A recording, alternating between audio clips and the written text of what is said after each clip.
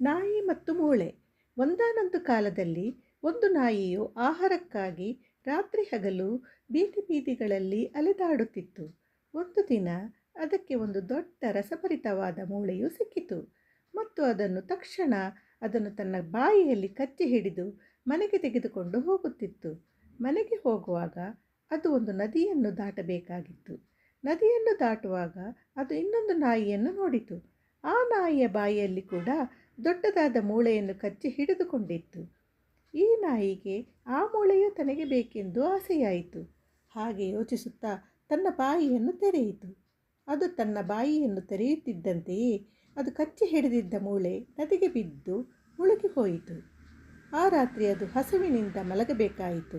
ನಾಯಿಯ ಅತಿ ಆಸೆಯಿಂದ ಅದು ಪಡೆದುಕೊಂಡದ್ದನ್ನು ಕಳೆದುಕೊಂಡಿತು.